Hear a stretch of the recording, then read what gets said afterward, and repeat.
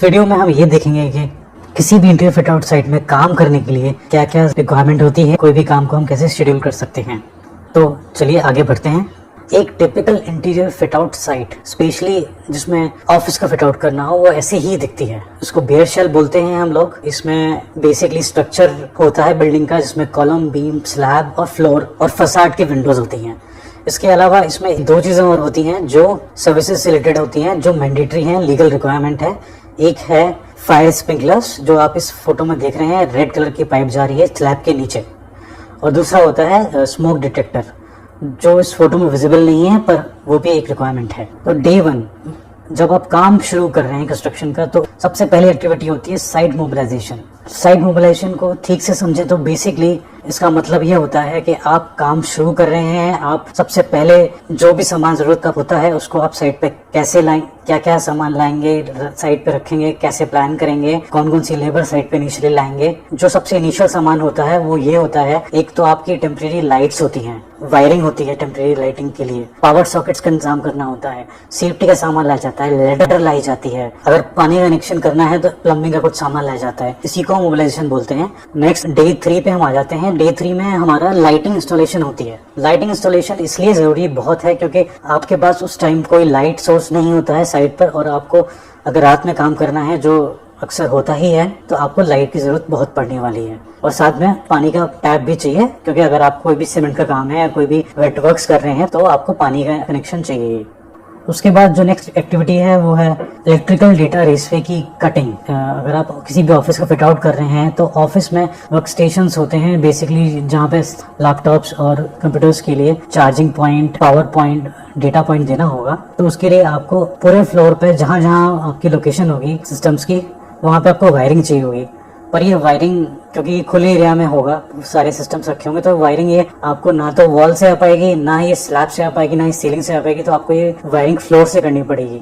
तो ये concealed wiring होती है, इसके लिए आपको रेसवे डालना पड़ता है। इससे पहले मैं आपको एक बात और बता दूं, 2 तरह की फ्लोरिंग हो रखी होती है एक रॉ साइट पर। कहीं कहीं आपको साइट स्किडिंग के साथ मिलेगी, जहाँ पे आपको कटिंग करनी होती है, जो हम इस फोटो में देख रहे हैं। और कहीं कहीं आपको स्किडिंग के बिना ट्रू स्लैब के साथ मिलती है साइट, जहाँ पे आप सीधे रेसवे डाल सकते हैं और उसके बाद उसके ऊपर स्किडिंग कर सकते हैं। जहाँ पे स्किडिंग हो रखी होती है वहाँ पे स्किडिंग आपको कट करनी पड़ेगी, रेसवे डालना पड़ेगा, फिर उसको फिल करना पड़ेगा, रिपेयर करना पड़ेगा। यहाँ पे आप देखिए कि स्किडिंग की जा रही है, रेसवे डाले जा चुके हैं, रेसवे को स्किड के अंदर दबा दिया जाएगा और जहाँ पे पॉइंट्स निकलने होंगे उसके इलेक्ट्रिकल के, वहाँ पर एक बॉक्स के लिए ओपनिंग छोड़ दी जाएगी। जब आपकी स्किडिंग हो जाती है उसके बाद आपको कुछ ड्राइंग टाइम भी देना होगा, जो कि लगभग 5 से 7 दिन होता है। अगर सर्दियां हैं तो ड्राइंग टाइम बढ़ जाता है, और अगर गर्मियां हैं, धूप का मौसम है, ह्यूमिडिटी नहीं है, तो 3 से 4 दिन में आपकी साइट पूरी ड्राई हो जाएगी स्किडिंग करने के बाद।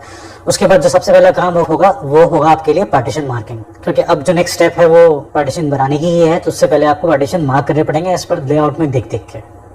पार्टीशन मार्क करने के बाद आप फ्रेमिंग शुरू कर सकते हैं। ये फ्रेमिंग जिप्सम पार्टीशन फ्रेमिंग है। ये जीआई के चैनल्स होते हैं, स्टड्स होते हैं। सबसे पहले इसमें फ्लोर ट्रैक लगाया जाता है, फ्लोर चैनल, जिसे फ्लोर चैनल भी बोलते हैं, उसको लगाया जाता है। उसके बाद उसके वर्टिकल मेंबर्स लगाए जाते हैं।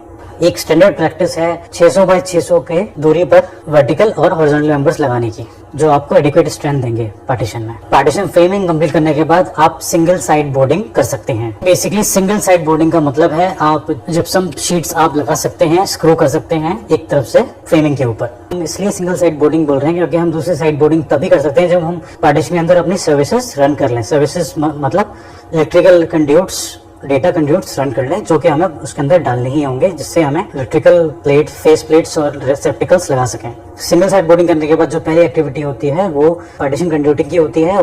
पार्टीशन कंड्यूट फिक्स करें, पार्टीशन के अंदर बॉक्सेस लगाएं जिसके अंदर रिसेप्टिकल्स, डेटा और पावर के रिसेप्टिकल्स आएंगे। इसके साथ साथ हम सीलिंग में भी कंड्यूटिंग कर रहे होते हैं।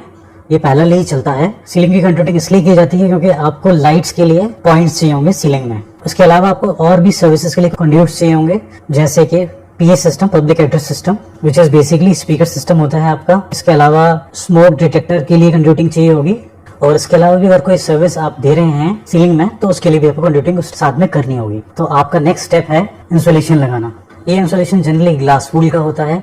इसमें काफ़ी सारी ब्रांड्स हैं जो आप यूज़ कर सकते हैं। इसमें ध्यान रखने की वाली बात यह है कि कहीं भी गैप्स नहीं छूटने चाहिए पार्टीशन में, क्योंकि अगर कहीं पे गैप्स छूट जाते हैं तो बाद में एकूस्टिक इश्यूज आते हैं, वहाँ से नॉइस ट्रांसफर होना शुरू हो जाती है। तो ये बहुत ही प्रॉपर्ली आपको इंसुलेशन को टिश्यू पेपर में रैप करके एग्जैक्ट साइजेस में आपको इनफिल करना होता है पार्टीशन में।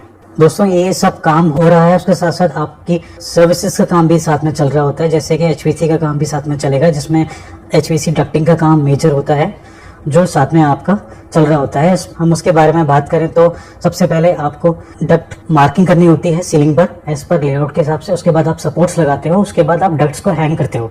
डक्ट हैंग करने के बाद आप डक्ट के पीसेस को कनेक्ट कर लेते हो। डक्ट कनेक्शन करने के बाद आप इंसुलेशन उसके ऊपर लगा दोगे, जो कि एक नाइट्राइल रबर का इंसुलेशन होता है, जिसके दो बहुत इंपॉर्टेंट फायदे हैं। पहला फायदा है कि वो कूलिंग लॉस को मिनिमाइज करता है, और दूसरा फायदा है कि वहां से स्वेटिंग नहीं होती, कंडेंसेशन नहीं होता। इसका मतलब ये है कि अगर कहीं पे इंसुलेशन नहीं लगा हुआ है और जो भी आसपास की गर्म हवा है वो सरफेस से लग के कंडेंसेशन शुरू कर देगी और आपकी सीलिंग के ऊपर पानी टपकना शुरू हो जाएगा। तो इसलिए बहुत ज़रूरी है इंसुलेशन कहीं पे भी छूटना नहीं चाहिए। फायर फाइटिंग का काम भी साथ में चल रहा होता है। फायर फाइटिंग के काम में सबसे मेन इंपॉर्टेंट है स्प्रिंकलर का काम। स्प्रिंकलर का काम हमें अपराइट का जो स्प्रिंकलर होते हैं वो हमें लगे हुए मिलते हैं साइड पे, जो बेसिकली स्ट्रक्चर को प्रोटेक्ट कर रहे होते हैं, और जो हमें करना होता है वो होता है pendent sprinklers which are also down right. आपकी कंड्यूटिंग हो गई पार्टीशन में, इंसुलेशन हो गया, अब आप पार्टीशन को क्लोज कर सकते हैं as per your design detail drawing.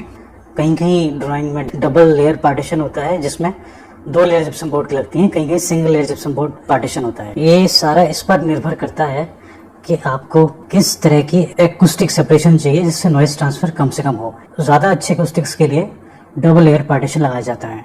आपके पार्टीशन तैयार हो गए हैं तो उसके बाद आप सीलिंग फ्रेमिंग शुरू कर सकते हो। सीलिंग फ्रेमिंग भी 2 तरह की होती है। एक जिप्सम सीलिंग फ्रेमिंग होती है जिसमें जीआई स्टड्स, जीआई चैनल का फ्रेम बनता है, उसके बाद जिप्सम स्क्रू होते हैं, उसके ऊपर जिप्सम बोर्ड स्क्रू होते हैं। दूसरा होता है grid ceiling framing. Grid ceiling framing में सीलिंग टाइल्स लगाए जाते हैं ग्रिड के ऊपर। पहले ग्रिड लगाई जाती है, उसके बाद टाइल्स लगाए जाते हैं। जिप्सम सीलिंग फ्रेमिंग के बाद आप जिप्सम बोर्ड्स स्क्रू कर सकते हैं।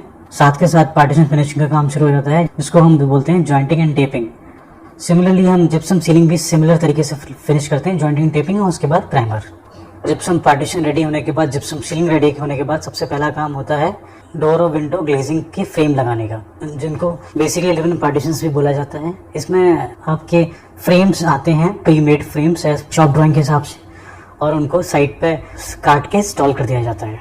इसके साथ साथ आप लाइट्स की, जो सीलिंग में लाइट्स आनी हैं और सर्विसेज आनी हैं, जैसे कि स्प्रिंकलर आने हैं, स्पीकर्स आने हैं, उनकी कटिंग शुरू कर देते हैं। उसके बाद आप लाइट लगा देते हैं कटिंग्स में, आप पेंट का काम भी शुरू कर देते हैं।